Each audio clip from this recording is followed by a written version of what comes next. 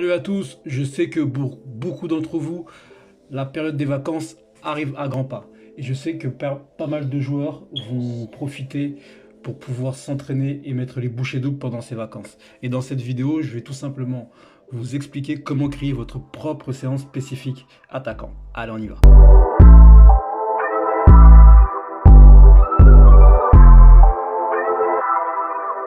Commencer la vidéo et je sais qu'il y a beaucoup de coachs qui me suivent et donc pour les coachs qui sont intéressés à créer leur propre structure de coaching ou à se développer en tant que coach, j'ai créé ma propre page de formation pour les coachs sur Instagram, donc vous pouvez nous rejoindre. Dedans on parle bien sûr technique et je vous donne des conseils sur comment monter votre structure de coaching, comment vous développer, etc. Voilà, rejoignez-moi sur ma page, elle s'appelle Coach Consulting, vous avez le lien dans la description et on passe tout de suite à la vidéo.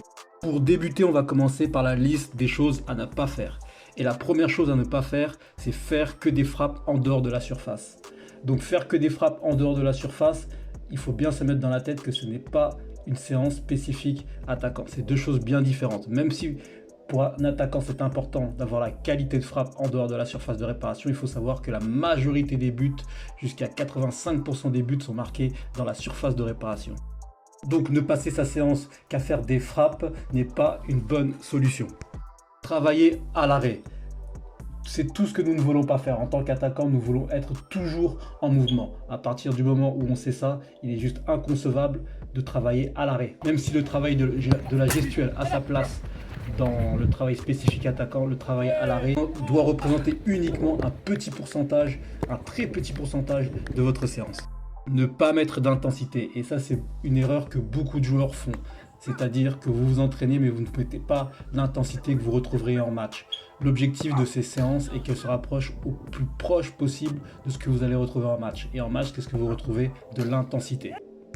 De l'intensité dans les courses, de l'intensité dans les enchaînements, de l'intensité dans les mouvements et dans les déplacements. La liste des choses à inclure absolument dans vos séances spécifiques. La première, c'est inclure du travail dans la surface de réparation. Comme je vous ai dit précédemment, pas loin de 85-90% des buts sont inclus dans la surface de réparation. Et pour un attaquant, c'est là où vous marquerez souvent le plus de buts. Donc il vous faut intégrer ce type de travail absolument dans votre séance spécifique. Quoi qu'il arrive, vous devez toujours créer un mouvement avant votre frappe. Donc vous pouvez créer un mouvement par exemple du travail d'appui, réaliser un petit déplacement sur 2-3 mètres, faire un sprint sur 5 mètres et enchaîner par une frappe, etc. Mais ne travaillez le moins possible à l'arrêt. Des situations que vous faites dans vos matchs. Et là, c'est sans doute la partie où beaucoup d'attaquants ont du mal, c'est-à-dire à réaliser des vraies situations de jeu. Des situations que vous allez retrouver en match, que vous retrouvez souvent en match.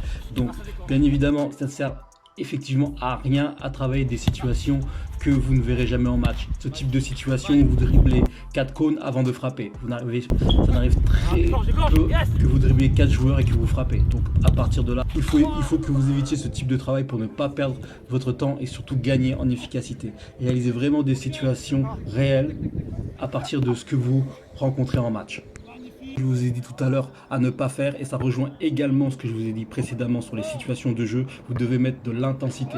Lorsque vous faites votre exercice, essayez vraiment de vous dire que vous êtes en situation de match, comment vous feriez en situation de match. À partir de là, si vous avez cette réflexion, vous allez mettre un maximum d'intensité, un maximum de vitesse dans votre jeu et dans vos exercices.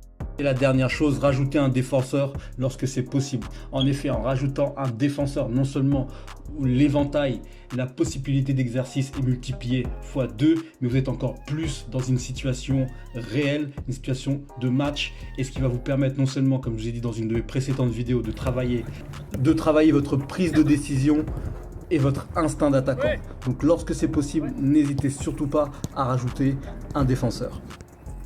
Voilà, maintenant vous avez toutes les clés et tous les éléments à faire et à ne pas faire pour créer votre propre séance spécifique attaquant. Alors je sais que pour certains c'est peut-être compliqué de choisir les bons exercices. À partir de là, je vous invite à aller sur ma chaîne YouTube, il y a plein de vidéos d'entraînement qui traitent de différents sujets. Je pense que vous trouverez votre bonheur dans ces vidéos. C'est tout pour moi. N'hésitez pas à me dire ce que vous avez pensé de la vidéo, si ça vous a aidé. Et moi je vous remercie d'avoir regardé cette vidéo et je vous dis à très vite.